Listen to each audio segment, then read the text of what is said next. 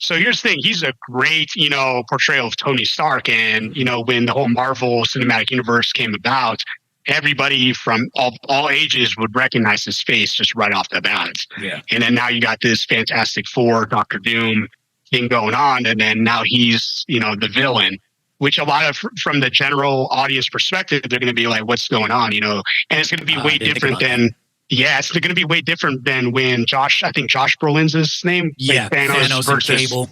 Yeah, it's hard to compare to that same style of same actor thing because they're two different things and you just wouldn't notice. I also question if this adaptation was more so also a ploy to get the MCU fans back on the MCU side because things are kind of low right now. You introduce RDJ, everyone goes crazy, everybody loves RDJ, which is true. But I think in this particular case, it also backfired with a lot of people because they're like, well, wait a minute, why?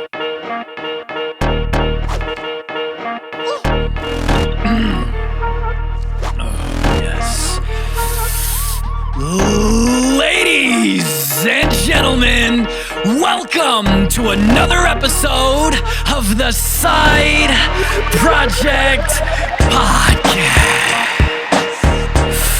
Yes! Let's take a sip from our Run It Up mugs. I need that because once again, it's about 1,000 degrees and I don't even know if I live in the United States anymore. I might live in hell because it's that hot. It's crazy. I can't do it, you guys. I can't do it. I can't have the AC on because then it creates the hum in the audio. I can't do it. I'm literally dying over here. Or you know what? I may have to bleep that out because YouTube doesn't like the word. So you may hear I'm unaliving over here. I'm unaliving. Real quick, have you guys ever felt like that? I don't know whether that's, anger or constipation, and you actually really want to feel like, I don't know if that's titillation or a little bit of fear. But if you want to feel like that's the second one, then you got to head over to the Side Projekt merch store via sideprojectpodcast.com, where you can get all your Side Projekt merch, such as the Run It Up mugs, the Project Park mugs, the Project Things mugs, and these are like the legacy mugs, I guess I'm going to call them now, because now you can get them in different colors. You'll have the white, but with the red handles or the black handles, and then the Project Things mug. You can have that in all black now. You can get the Project Lines merch, which is available on a tee. I think it's on a hoodie as well, because sometimes you gotta get in line. You know what I mean? You gotta get in line. So you gotta wear a Project Line shirt to let everybody know that you're in line. And then of course, the Project Gears merch, which is available on a tee, a hoodie. I think I got it on a tank. I think it's on a jacket too. I can't remember right now. If it's on the screen though. If it's on the leather jackets, the new leather jackets that we got, or the bomber jackets. Trying to remember, I think it's on the bomber jackets. It's on the bomber jackets, so you can wear your Project Gears merch, so you can fight all those Shazosaurus locusts, also known as chokists. It's a really weird name. I don't know. Ask them why they call themselves that, because I definitely didn't make that up. You can get all that right now on the Side Projekt merch store, but as well as I can't even speak. It's so hot. Bring it back. As well as everything else that's on the Side Projekt merch store right now, including backpacks. We got new backpacks and shorts and everything because it's so hot. Get those tanks. Get those shorts. Rock them. Get them right now, so that way they come on time for Dragon Con, which is coming up at the end of this month. If you're going to Dragon Con, and you can wear them at Dragon Con, you can be like, look it, I got it. I'm feeling really projecty. Side Projekt merch store via sideprojectpodcast.com. We're going to do something a little different this episode, as my guests this week have been here before. One is a cosplayer and a huge gamer who you can sometimes catch streaming on his TikTok in cosplay, often portraying his phenomenal Batfleck iteration of Batman. But why stop with one bat? The man perfectly embodies a menacing Batman with his several iterations, alongside one of his most recent portrayals of everyone's favorite adamantium-laced X-Men, Wolverine, just to name a few. The other is a cosplayer, photographer, prop painter, filmmaker, who may be more so widely known for his amazing iterations of Red Hood, bringing Jason Todd to life in a major way, alongside his several Mortal Kombat cosplays such as Reptile, Noob, or his out-of-this-world Cabal. Again, just to name a few. Both previous cosplays of the week and guests here on the show. And because so, we're skipping the more so interview-esque style episode. And we're taking a dive into several topics, not only within cosplay, but a little more so outside of cosplay, whether that be Marvel topics, DC topics, gaming topics, alien topics, who built the damn pyramids topics. We'll see where the conversations take us. So, ladies and gentlemen, let's put our hands together and give a warm welcome to Capture Realm and Brad Man Cosplay. Hell yeah. God, those intros, dude. How's it going, guys? So good. Well, good. How are you? Thanks for having us. Thank you. I'm hot, and I'm going to be drinking a lot of water, man. I know it's Brad. I know it's hot for you, Capture, because I know where you're at. I know it's super hot for you, but Brad, is it hot where you're at? For Ohio, yeah. I mean, it's been pretty brutal. I mean, it's not near what you guys. Yeah, you sound pretty all right. I'm okay. Me and Capture, I feel like we're unaliving over here. You know what I mean? My head's shiny, but that's just by like natural. That's not sweat. So oh man, I'm good. Yeah, I'm gonna turn into a blob of nothingness by the end of this episode. So it's great to have you guys back, man. We are doing something a little bit different this episode as far as like the content and the topics go. And you both have been here before, so we already took that deep dive into your cosplays and like who you are and just the general getting to know you interview style episode. So we're gonna take this episode in a bit of a different direction, as I've talked about doing before. We're finally doing it, but before we do that, there might be some people who didn't get a chance to see those episodes that you both were on in the past, respectively. And I just want to like kind of, do a little bit of throwback, a shout out, a mention, a call back to those episodes and ask about something or some things that you guys both spoke about then and see if those things came to fruition as you planned. Capture, we'll start with you, man. You were on episode 157 earlier this year, January 15th. And in that episode, you spoke about how you wanted to do more Red Hood stuff. You wanted to focus more on photography again, as well as making more films, because you do short films, which we discussed and showcased in that episode, alongside working with me on stuff, which we ended up doing. But as far as the other content, from then to now, like, what's the update? Did anything come to fruition, and or is anything that you talked about then actively in development now? Yes. So the one that I completed was the suit I'm wearing now. That's I call it the Red Hood Beyond Red Hood. So this, I finished it probably like a few days before we met up at WonderCon. I wasn't expecting us to shoot like a pretty cool scene, but if you've seen it on, me and your page, we did a really awesome fight scene between Joker who laughs versus me. Red Hood. I can't even speak. Red Hood who laughs. There we go. Yeah, with the Ancient God. So that actually turned out extremely, positive. A lot of people were kind of messaging me. It's like, can we get some more of that?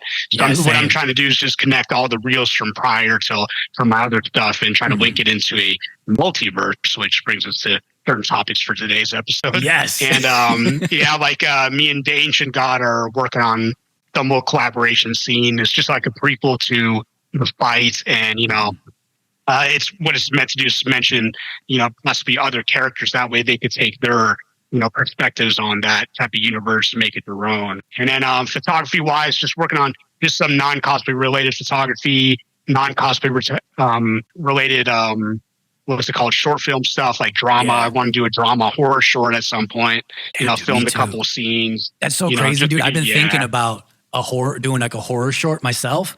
Because I don't know if I've ever announced it on the show. I think I may have. I'm not sure. But I have a short film like locked and loaded. Really? Yeah, it's already shot. I shot it like a year and a half ago, dude. And I have it locked and loaded. And it has nothing to do with cosplay. I'm acting in it as well. I directed it, I wrote it, I shot it, and I'm acting in it myself. It's done? It's done. It's been done for like a year and a half, 2 years. But it has nothing to do with cosplay at all. And I just feel like after releasing the Siri one, in my mind, the way that this works, I could be wrong, but in my mind, I feel like I released the Siri one. It's like video game. It's still cosplay. It's in that realm. I feel like I need one more like cosplay centric, superhero centric, maybe one. Then I can release the one that has nothing to do with that. Oh, yeah. Because in my mind, it feels like, okay, I'm establishing myself more and more as like a director or short film. And then I can release those. Like, you already did that. You released stuff that doesn't have to do with cosplay. Right. We talked about it. You're known for it. I feel like for you, you can just kind of do that. But for me, I'm in the realm of like cosplay and superhero, and then I just come out of left field with this like drama that has nothing to do with anything. I feel like it's a little bit weird, but that's just my thought process. But I have it. I want to anyway. see it, dude. When's it coming out? Yeah, let's see it. I've been thinking about releasing it. And I'm like, oh man, I always revert back to not doing it. But bringing it back to what you mentioned was I've been thinking as well. Man, I want to do something horror wise, even if it's just like a super short film. You know what I mean? Like I'm a fan of horror films. Anything, man. At this point, I just want to create something cool horror wise. But my bad, I cut you off to interject. Go ahead, keep going. No, that's exactly kind of what I want to do. Of course, I'm still in the cosplay community, working on a lot of prop painting and masks and stuff like that. Yeah. You know, so that's definitely my passion there. It's like painting and art and all that. But also like just time management. It's hard to get certain things done, you know, like just, you know, a 30 seconds to 1 minute clip will take hours to film and hours to edit. And you, like just getting the sound so you don't, you know, get copyrighted, things like that. You got to kind of Foley things yourself and do the effects yourself. And obviously everything's like low budget. And that's the cool thing about the community. Everyone's willing to work with you and, you know, they want it to turn out well. So like I said, me and like one of the person, we're trying to get something going that we can expand that universe, you know, short film reel, you know, and then just keep adding on to it and they can take it from there, make their own, take it from there. And at some point in the near future, collaborate and then be in the same room at the same time, like we did at kind of WonderCon. And that's kind of what I'm going for. 100%. Well, I'm glad to hear. It's always cool now that, like, to have somebody back and to see the things that they talked about, and then you know it did come to fruition, you know, and it's completed, or you're still actively working on it, and it will. It's cool. It's cool to see that, like when you set out to achieve something and you do. You know what I mean? So congrats, man. You know, and in the same vein, Brad, you were on quite a while ago, dude. March 6th of 2023, man. It doesn't feel like it was that long ago, but wow, really dude. Episode 138, which also featured photographer Vicus Vids, and in that episode. At the time, you spoke about how we would see something that was more so outside of Batman, because at the time, I think you had a lot more focus on just Batman than you kind of do today, I guess you could say. And you said that we would see it before a specific and interesting date at the time, which was May the 4th. Did that come to fruition? It did. It did.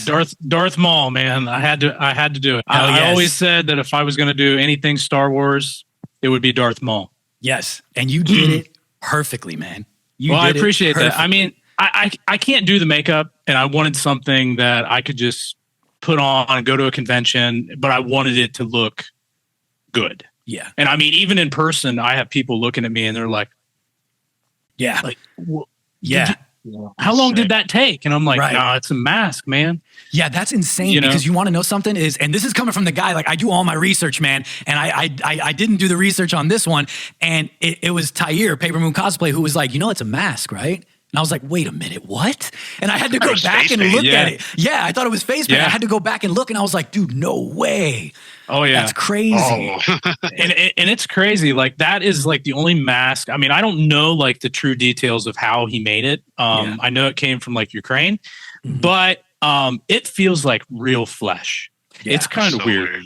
Yeah, it's so weird. Like, you put that on and it's just like, whoa, man. Like, I feel like Leatherface. This don't feel so good, you know. But like, it really just like takes form. The weird thing is like the chin.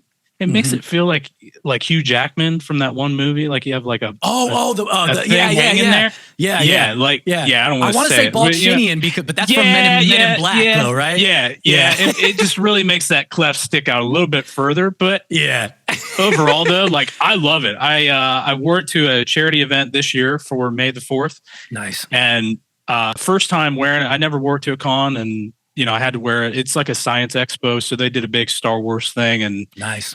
It was a lot of fun.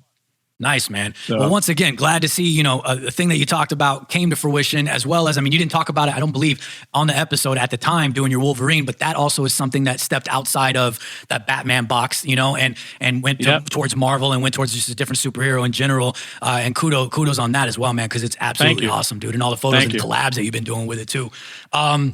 So yeah, man, I just want to do a little bit of a touch. If you guys want to go watch those episodes and get to know a little bit more about Brad and Capture, respectively, as well as Vicus Vids on that episode 157 and episode 138, respectively. But we're going to take things in a little bit of a different direction. Back in the day, before episodes were just 100% focused on cosplay interviews, I guess you could say, whether it was solo episodes, whether it was way back when I had a co-host, or whether it was one of the 4 times that Imposter Cosplay has been on, we kind of take the episode in a different direction, especially with Imposter 4 times. How many times can we talk about, one person? You know what I mean? So we had to do different episodes with Imposter, and we're going to do that today. We're going to talk about a few different things, man. San Diego Comic-Con just recently passed, and at its famous Hall H presentation by Marvel, they made a few announcements. One of those announcements included the switch up from Avengers Kang Dynasty to Avengers Doomsday, with a major reveal that not only that the Russo brothers were coming back to direct both Doomsday and Secret Wars, but the announcement that divided the internet, which is Robert Downey Jr. is back, and not as Iron Man, but will be portraying Doctor Doom. And I have my thoughts about this in a decently in-depth and very thought out process. And but I want to know your guys' thoughts on it as well. And I will preface it by saying that there is a Tony Stark variant, for those that may not know, of Doom that does exist in the comics. So if they adapt that into film, then it will be comic accurate. How about we do this? How about one of you guys go first, and then I'll explain my long thought process, and then one of you guys go after that, and we'll wrap it up that way. Yeah, so whoever wants to go first. Go ahead, Cap.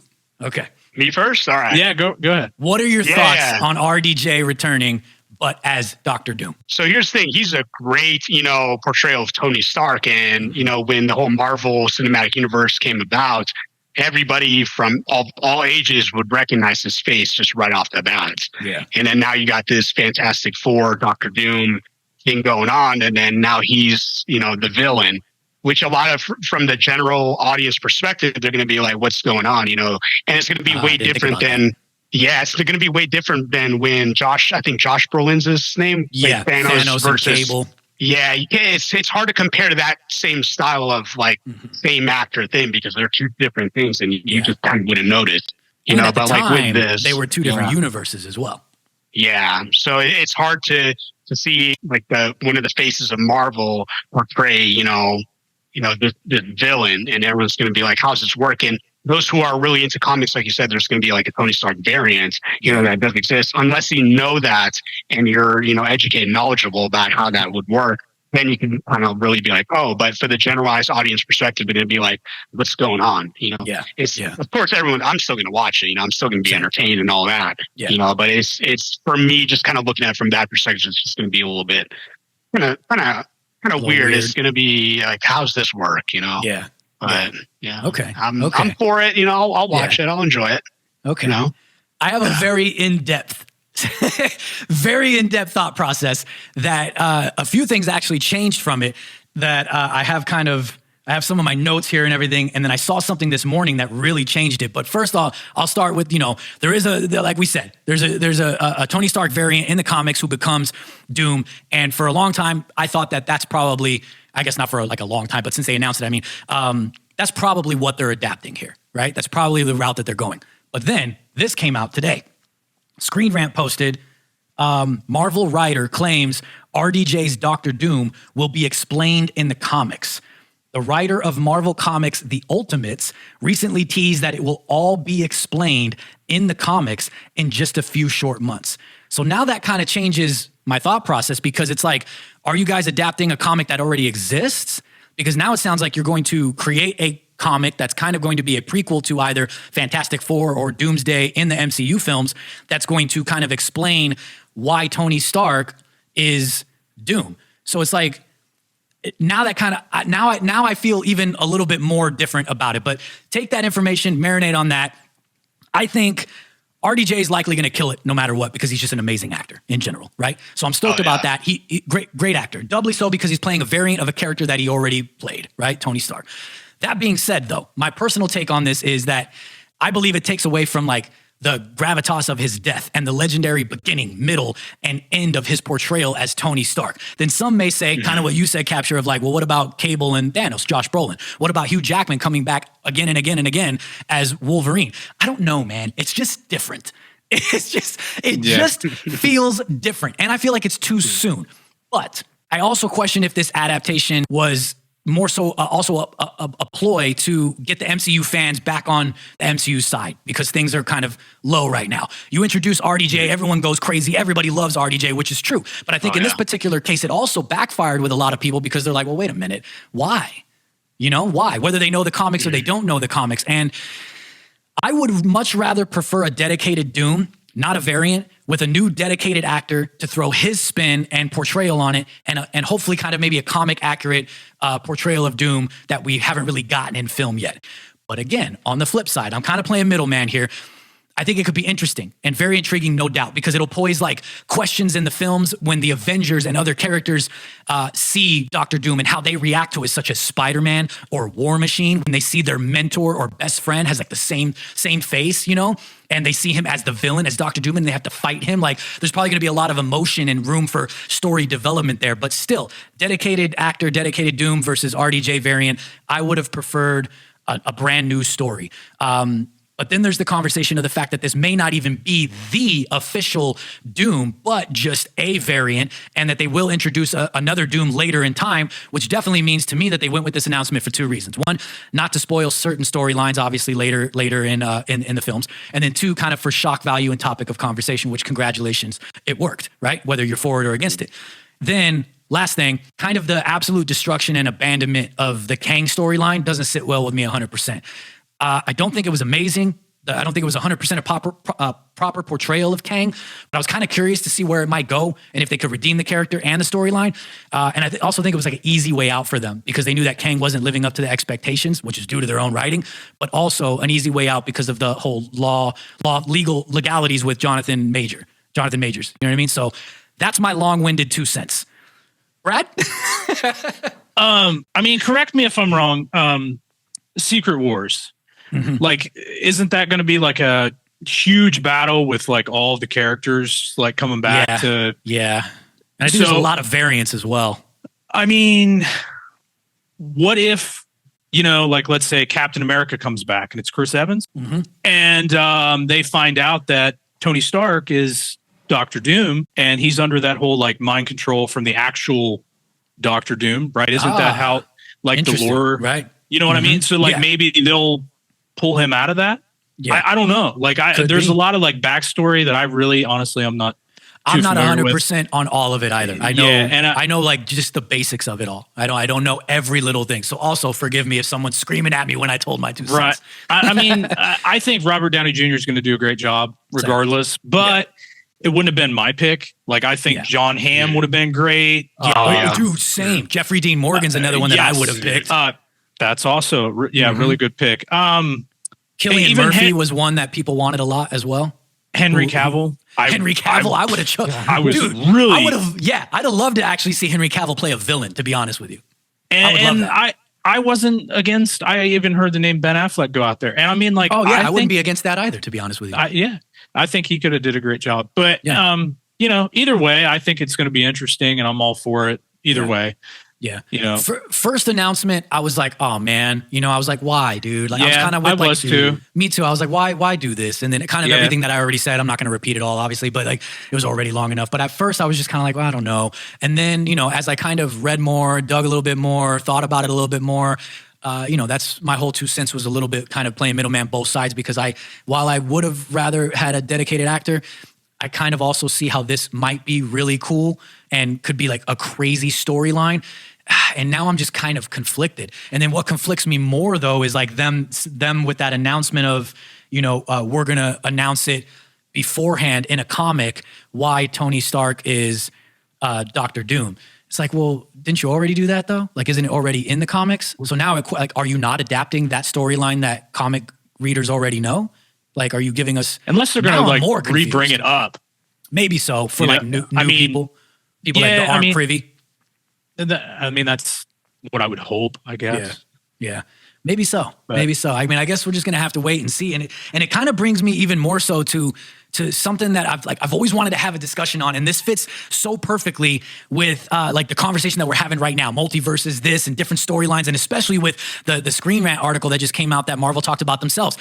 Within comics, or even within gaming, for instance, this can occur. You have original stories, right? Pick any character. They have an absolute original storyline, origin, etc. And then at some point in time, especially in comics, other artists have come along and created a storyline for said character, whether it's a continuation of the original or a completely new adaptation, and whether it's explained via connected stories with multiverses or whether it's a completely standalone new adaptation. It could be either or. It could be a character like Wolverine. It could be Batman, etc. They have several adaptations throughout comic book runs, possibly told by different people with different visions, right? Pretty normal. Yeah. Yep. When it comes to film, however, this could also very well occur and has obviously occurred, whether that be taking a character from a comic or a game or whatever it may be and telling said writer's original approach, and this is in film, or taking a storyline and altering things, or doing the best to showcase a pure adaptation.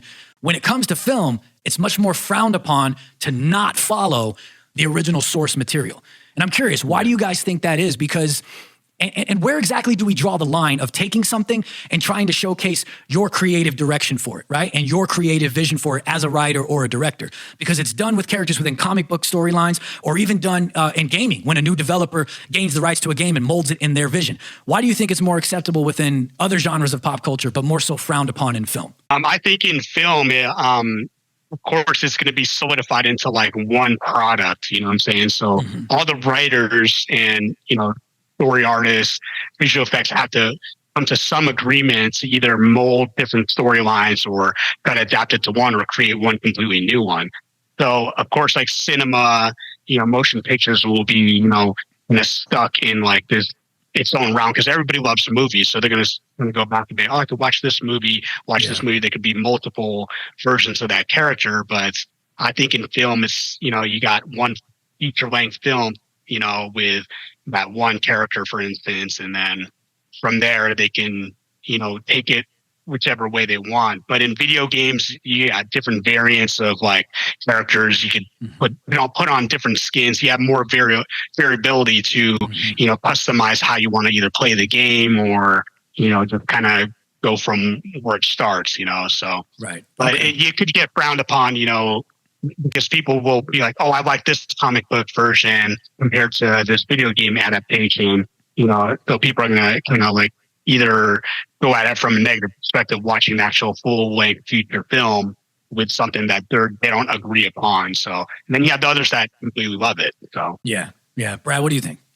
I think they do it because they want to keep it fresh, and they feel like, well, they already played this game, so like, we want to come up with an entirely different story, but we're gonna use Master Chief for an example, and then we're just gonna go totally out of left field and has nothing to do with the game. Yeah, other than it's Master Chief. Yeah. And I don't know. I think in some ways it can hurt you, and it has, and then in other ways it's beneficial because it's like, wow, I didn't expect any of that. Yeah, But I really wish they would follow source material as best as they can. Like, I understand, keep it fresh, but try a little bit better. See, I think I'll take myself, for instance, right? Even though it's just like a really short thing, just to bring my point across a little bit more. My series short film, right? It's my own kind of direction, my own thought process of it. It's just, it's not like a full length film. It's not fully, thought out, like as far as a very, like a full feature film. But it's still kind of my ideas. But what I did do was pull a lot of inspiration and specific details as well. Certain things that are said, because it stars Paper Moon Cosplay, if anybody's never seen it. Certain things that I wrote that Paper Moon Cosplay says are ripped straight from not only the game, but actually a little bit even more so from the books, which caters to that whole other crowd of not everybody that played the game read the books, not everybody that read the books cared to play the game, and et cetera, et cetera. It's nothing taken from the Netflix show at all, but a lot more taken from the books. And I did that also because of kind of that thought process of like, well, I have this like idea that doesn't really exist in any form of The Witcher. And being honest, I'm a creative. I want to create this thing. And of course I want to put it out and I want people to like it. You know what I mean? Right. Like, of course, but in order to do that, I also can't just do 100% what I want. If I want people to like it, I kind of got to cater to the source material, right?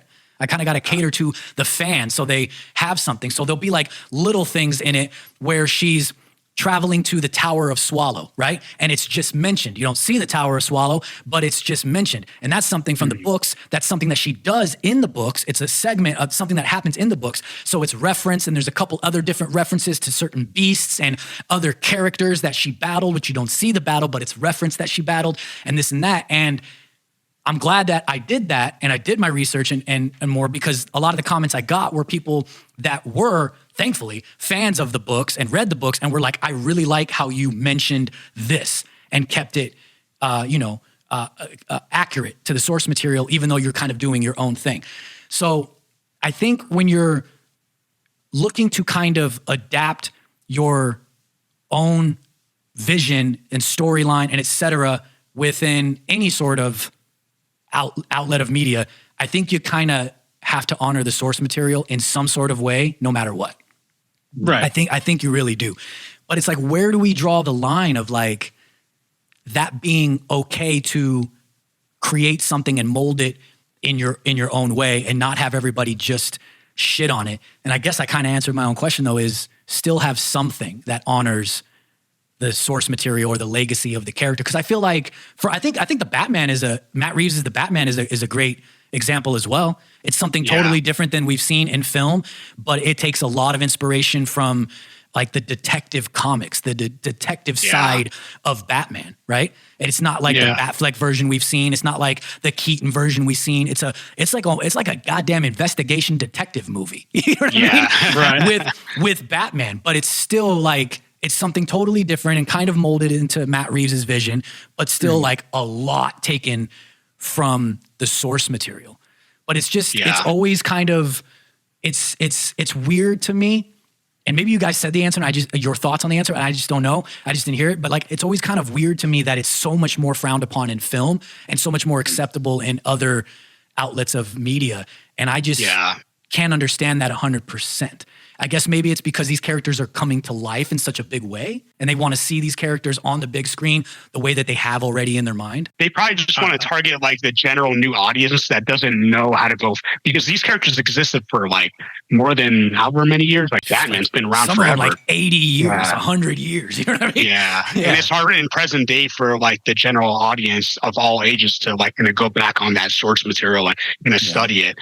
Depending on like how long you've been following it, we kind of got the knowledge of how like certain, origin stories came about, But the general audience that's brand new, that's probably what's going to get them into like in Batman or X-Men or Fantastic Four, things like that, because this whole, like the pop culture of this, genre and the whole community, it's like they are just being introduced at certain times of their lives, So maybe that's what's going to get them into like in Batman. Then they could go back and look at the previous ones like Christian Bale, Michael Keaton, all of that. So I think it's also weird to me that it's super accepted within indie film though, if you haven't noticed that. Because I've seen some like indie films on YouTube of Spider-Man, and it's like a dark rendition of Spider-Man, and it's like nothing like you've ever seen, you know what I mean? And it's like, those things are always cool, right? And like most of the time, at least you could say, and you have tons of comments of everybody be like, this is amazing, like this is this is cool, this is what they need to do is like tell a different story. And then you'll have like Hollywood tell a different story, and everyone will be like, this is trash, I hate this, just adapt the comics. And it's it's weird how that goes. So like, easy for them to do, they just don't do it. Exactly. And it's weird how that goes, but I think it's also because like I feel like I'm talking a lot. Brad, do you have anything else to say? I mean, I was just going to add on to like, you kind of nailed it on the head, like as far as why it's or how it's frowned upon, like Zack Snyder, for instance, he did Nightmare. It was totally out of left field, Batman using guns. Damn, that's a good example. Yeah. Because like it was a what if, like what if the world was coming down to the end and he's like, the last there is, like, I'm going to snap too. Do at this point. I'm going to take you out. It's just the way it goes. I mean, I think that was like a perfect example of people just not accepting new and fresh ideas. Yeah, based on just somebody else's inspiration and wanting to create their vision. Yeah. Yeah, I think that the Snyderverse was much more widely accepted though than say something like the Fantastic Four movie where they turned Galactus into a fucking cloud. You know what I mean? Like, there's an example of, you know, taking characters, right, that everybody loves and knows and doing something completely different with it and it failing horribly, though. You know what I mean? Because it's like, why would you turn Galactus into a cloud? It doesn't even make any sense. Into this like space cloud that devours. I mean, I get what they were saying. It's like this thing that devours planets, you know, and I guess in their vision over there at Fox, they were thinking it can't be this like humanoid that's, you know, gigantic, bigger than the universe. It's got to be some sort of more realistic scenario that we could have in real life. I'm guessing that was their thought process. Mm-hmm. But there's an example of like another one of taking something and doing your own vision with it, but absolutely destroying it. Right? Like, yeah. So I guess kind of to answer my own question too is, I think kind of, Brad, what you said is maybe follow the source material is the best way to go, you know, firstly. But if you're going to do something different, maybe have it be more like the Snyderverse, right? As opposed to making Galactus a cloud. Yes and no, but I mean, you're still never going to make people happy. I mean, people are like, Batman never uses guns ever. Yeah, ever. Like that's his number one rule. Yeah. Like Keaton never killed anybody. Like okay, Keaton killed, dude. Yeah, Keaton killed, like, absolutely, dude. When he's walking in that one moment, I swear he killed like 3 guys back to back in that moment. Yeah. What was it? The one guy that like in the manhole and the grenade. Like, with the grenade. It was like okay, walks away. Yeah. And I swear he like walks away all like badass with a smirk on his face and everything. Like, come on, dude, that guy died. What are you guys talking about? You know what I mean? Yeah. But keep going. I cut you off. I mean, I think that. Yeah. I mean, that's really all I had. Pretty much it. Yeah. Yeah. Yeah, I think the moral of it is adapt a source material, and if you're going to do something different, you know, take a lot of elements for the source material and try to pay homage. You know what I mean? And don't turn Galactus into a cloud. That is the number one thing. No more clouds. No clouds. I want to continue talking to you guys about a bunch of other stuff. We got some other stuff that we want to talk about, but before we do that, let's break up the monotony and let's get into this week's Cosplay of the Week. And this week's Cosplay of the Week is a long time coming, and it's none other than Christian Pereira. And I'm throwing it up on the screen right about very fitting for today's episode now. And this is of his Dr. Doom. I'm a little bit lightheaded after doing all of that. It's so hot in here. For anybody that's not watching the whole thing and just saw this as a clip on Instagram, it's like 101 degrees for me, and I don't have the AC on because it creates a hum. And I'm stalling right now because I'm lightheaded. This is his Dr. Doom, Christian Pereira, with an underscore at the end, spelled exactly how it sounds with an underscore at the end. This is his Dr. Doom, very fitting for the episode that for the episode today of things that we're talking about this week, rather. And it says in the caption, "Me against the world." And the photo is by Omar underscore final underscore V4, and this is phenomenal, man. This is amazing, dude. With the hood is perfect. With the big cape, I like that the cape is big. With the bulkier, like Dr. Doom, man, reminds me of something that, again, if you go back and you watch the full episode, we kind of mentioned it earlier with Henry Cavill as Dr. Doom. I feel like this is what it could be like, a more bigger, bulkier Dr. Doom, a menacing Dr. Doom, man. I love like I said, the cape in the background there, big, flowing up on your elbow and your shoulder a little bit more. The big shoulders and the bracers, the big belt, dude. The legs, just again, dude. Henry Cavill legs, if I may. Just leg day. Yeah, dude, exactly. Ladies and gentlemen, those tree trunks.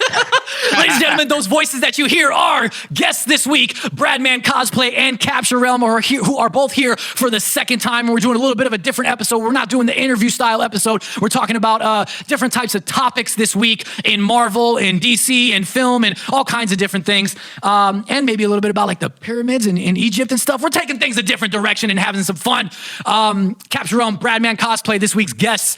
His Dr. Doom, your Dr. Doom's amazing, man. Your Dr. Doom is absolutely amazing. And I want to throw up another one. I'm throwing it up on the screen right about now. And it's of his Green Lantern. And dude, when I saw this, when you first posted it, my mind was blown, dude. This is such an amazing Green Lantern, man. Phenomenal, dude.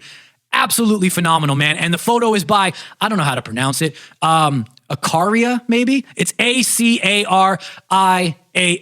Forgive me for the mispronunciation if I'm pronouncing it wrong.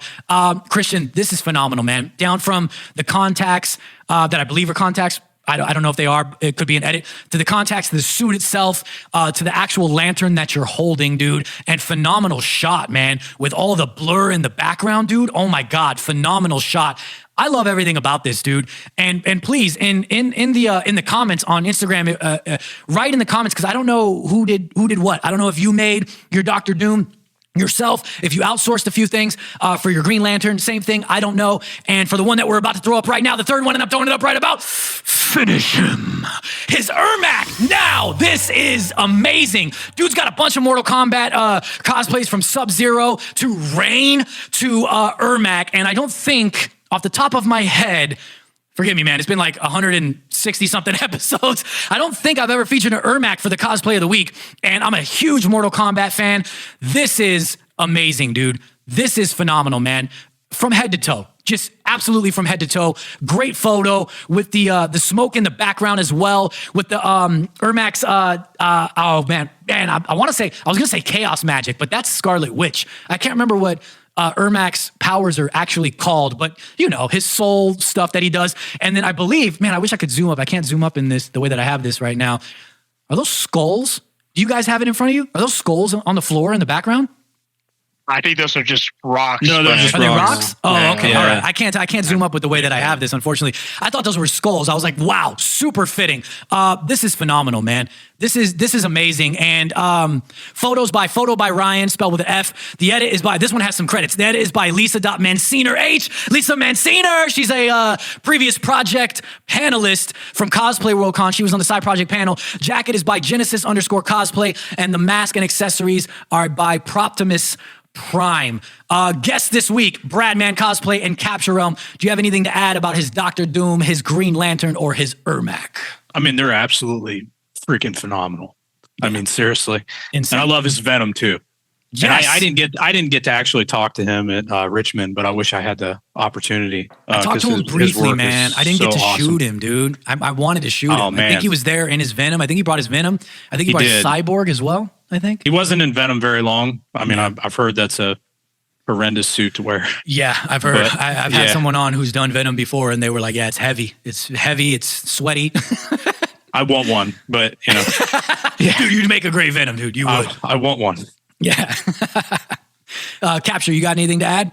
Yeah, I absolutely love his Ermac, very MKX vibe. I think that's one of the best Mortal Kombat ones, and his portrayal of that, I want to say that's absolutely incredible. Plus the editing with, you know, the green souls, we are many, you are but one type, you know. Yes, dude. The hardness of that. You're some Mortal Kombat fan. Yeah. But, you know, his John Stewart, Green Lantern style, you know, cosplay is incredible. Especially the editing, that green lighting just really pops, you know, with the contacts, that thing in the center of his chest, the lantern itself, it really flows well. Right. Dr. Doom, very fitting for today's episode. Right. I think this is a very beastly version that, you know, I'd be terrified to run into this, you know, variant, as I should say. This thing will crush you. You know, instantly. Yeah, serious. Yeah. This is job, amazing. Christian. Yeah, 100%, man. If you're not following Christian Pereira, spelled exactly how it sounds with an underscore at the end, please go do so right now. He's got so many amazing cosplays. But Christian Pereira, your Dr. Doom, your Green Lantern, your Ermac cosplay of the week for me and Brad and Capture Realm is amazing. Oh, man. Before we continue talking about a couple different topics, man, I want to throw a little bit of a curveball, but you guys have been on before. You guys watch the show. You probably know that it's coming, and that's Shotgun Questions. And what Shotgun Questions is a little bit more of a rapid fire segment than the questions that we've been asking, which never really ends up being that rapid fire, and that's okay. We always end up having a conversation about it, series of 3 to 4 questions depending on time, but since you guys have been on before, the questions are going to be different, except for one. I can't recall. I should have done my research. I may have asked Capture one since he was on earlier than Brad was. But the questions are going to be different than what they usually are because you guys have been on before and you've already asked. So, extremely detailed logistics aside, you have to build a team of 6 characters to fight off a threat on Earth. This could be a team comprised of superheroes or villains across Marvel, DC, any other comic-based company, could also be mixed with gaming characters or any other forms of pop culture. You have to build a team of 6 characters to fight off a threat on Earth. Who are your 6? And whoever wants to go first. Brad, you're up. I need some time to think. Batman. Okay. Got to choose Batman. Wolverine for sure. Nice. I'm going to go with Marcus Phoenix. Nice. Gears. Master Chief. Nice. Halo. Let's throw Darth Maul in there. Darth Maul. Okay. Nice. And Venom. And Venom. Nice, dude. Wow. That's a crazy one, dude. You know what's crazy? This is just my mind working, comic mind. But if it's anything like Marvel Rivals plug, because I got the beta invite playtest in Marvel Rivals plug here. In Marvel Rivals, the game, which is kind of like Overwatch, you can, if you team up, they have a team up ability, and if you team up Venom with like Spidey and Penny Parker, for instance, you gain the ability to have the symbiote briefly attached to you as the other characters and break out and fight and kill a bunch of people.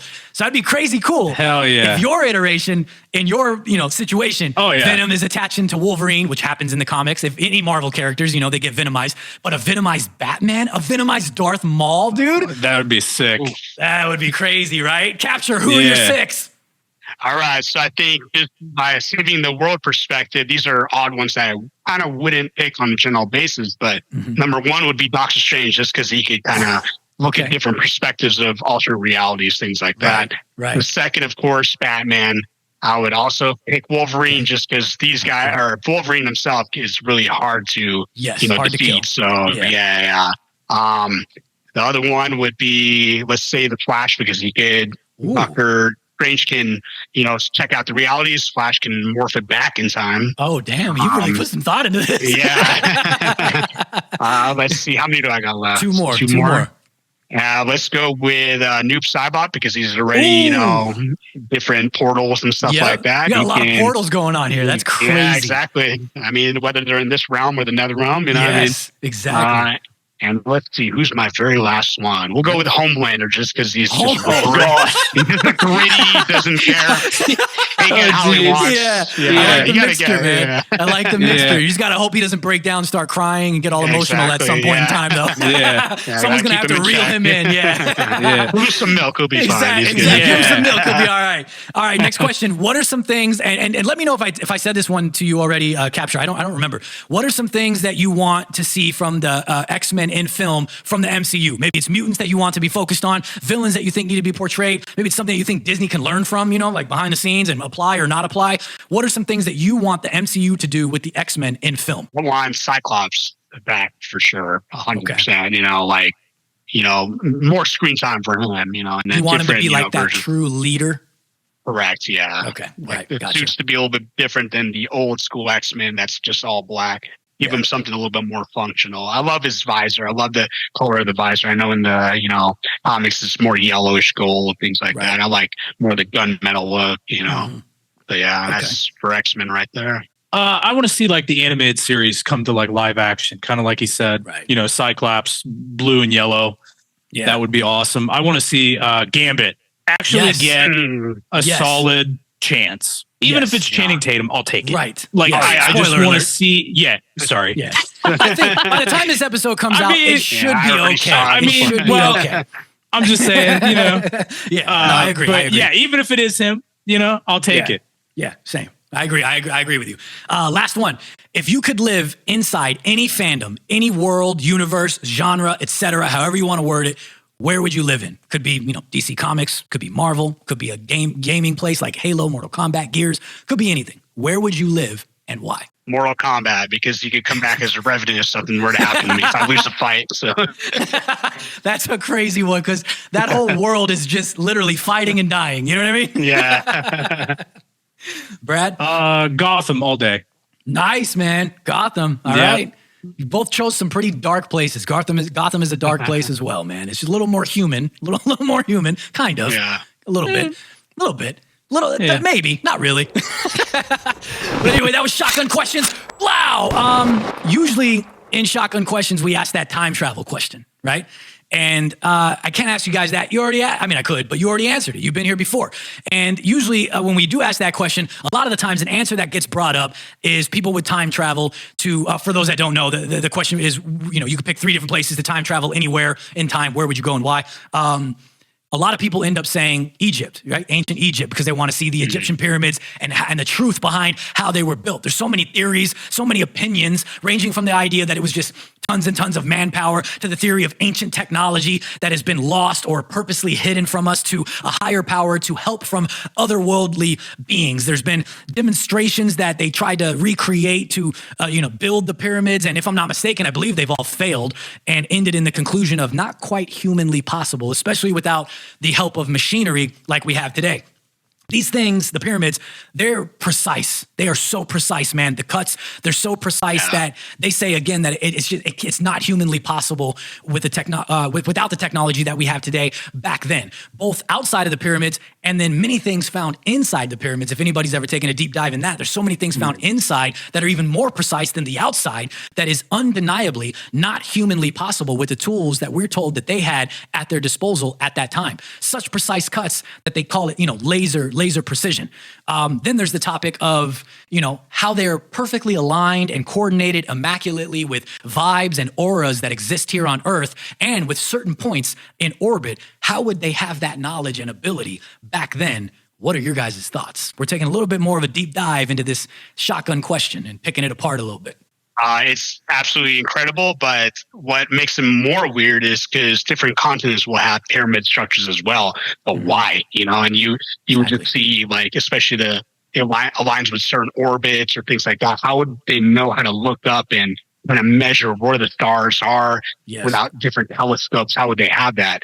And at that time, obviously, the universe kind of consistently expands. So, but it still aligns, if you really think about it, like modern, how would they know it's going to expand with the universe to get that alignment, things like that, and maybe it's what you said real quick, if I may interject, just to bring one thing you said even more to, the front of your brain here is how you said it's not even just Egypt that has pyramids. There's a lot of places around the world that have pyramids, some that are, covered up and they didn't know it was there for years, some that we know, and they're all, aligned. How would all these different civilizations that some never even came in contact with one another? How do they all have the pyramids built the same way and all coordinated in orbit? Yeah. I just want to bring that. I don't have the answer. I just wanted to bring that forward even a little bit more. That's something to think about as well. My bad. Keep going. Yeah. There's like many theories. Nothing's really proven. That's why it's, of course, theoretical, but maybe there were just power sources that just kind of ricochet off each pyramid. How would they be in communication with each other to build them in a certain way? What's the amount of time it takes, the Egyptian pyramids? I think that civilization's been around for more than 2,500 years. So I could see where they could say that, they took that long to make the cuts and whatnot. Maybe the soil was different, the climate was different. They could do that, but I don't know. That's pretty precise. And why? Just to honor one person or multiple people. It doesn't make any sense. And who knows what's underneath it? And it's just hard to. Maybe they do know. And there's this whole time-bearing force that's just keeping it all, as secrets nobody really knows. And maybe such a deep secret thing that if we were to know, then it would just change all perspective of reality and history. So, it's interesting. I feel like there's people in this world, higher powers, government officials, this and that. They obviously, with everything in life, they are hiding things from us. That's been proven, despite what people may think. And we're gonna let Brad talk in a sec. But for instance, for decades among decades, they tried to tell us that aliens don't exist. And then I don't know, what was it 4 years ago? And they were like, hey, you know what? We've been lying this whole time. Actually, they do exist. And everyone was like, well, what the fuck? And it's not even really that big of a deal anymore, I don't think. I felt like a lot more people. I felt like a lot more people should have cared about that or even paid attention. I feel like a lot of people didn't even pay attention to the fact that our governments across the world were like, hey, aliens exist, by the way, just to let you guys know, we've been lying. But and nobody was like, what? And it's I feel like it also is, we're so desensitized to everything these days that I don't think it's as big of a deal anymore. But I think that my point to that is, before we throw it over to Brad, is that obviously the people in control of our world and whatnot, they lie to us. Let's just put that out there. Absolutely. They lie to us. They hide it from us. They tell white lies. They tell full-blown lies. Yeah. So we don't know, man, the stuff across all types of topics of things that we have no idea of.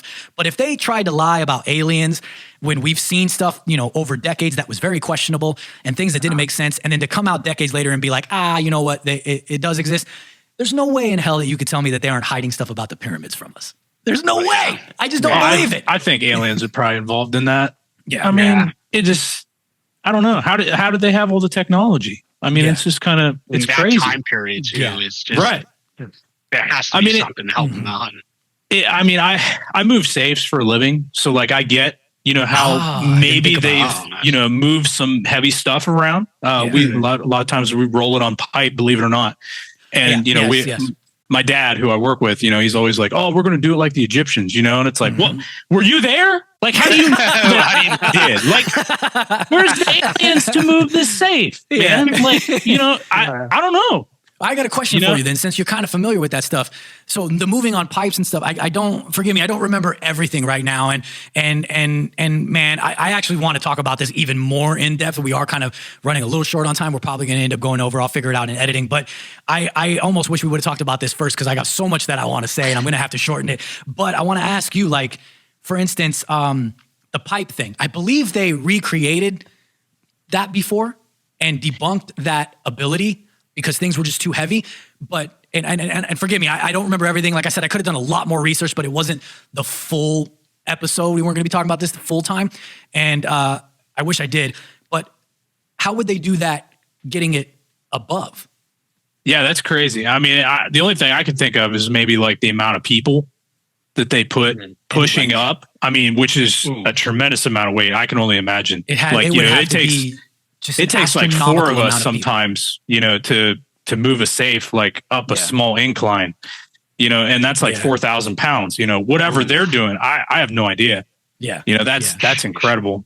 Yeah. I've moved a safe before myself, not by myself, but I mean also, and it took like 5 of us. I don't know how big it was or anything. I don't remember any of the, the details of it, but I just know it took like 5 of us to move that safe, dude. You know what I mean? Like safes are heavy. Oh, they are. I mean, technology's come a long way, so I'm extremely grateful, that I don't have to, get like 12 gorillas to help me push something. But, makes me wonder, what they really did back then, because, man, there's some theories that I've seen too, like in depictions, people painting like that they had help from different animals and even maybe dinosaurs. There's also the theory this could be a whole episode. I almost want it to be. You know what I mean? Yeah, like bring that T-Rex over here. And exactly. But there are theories that man existed during dinosaurs, and for what a lot of people will say, well, what's the reason that they would hide that theory from us? That's going down a whole other topic. I have my ideas, but I'm saying there's theories of, out there that also man existed during dinosaurs. I don't remember all the periods. Again, I didn't do all the research. Forgive me. We could do another episode and I could come back a lot more loaded with research. But there's theories that dinosaurs existed during certain time frames that they tell us that they didn't. And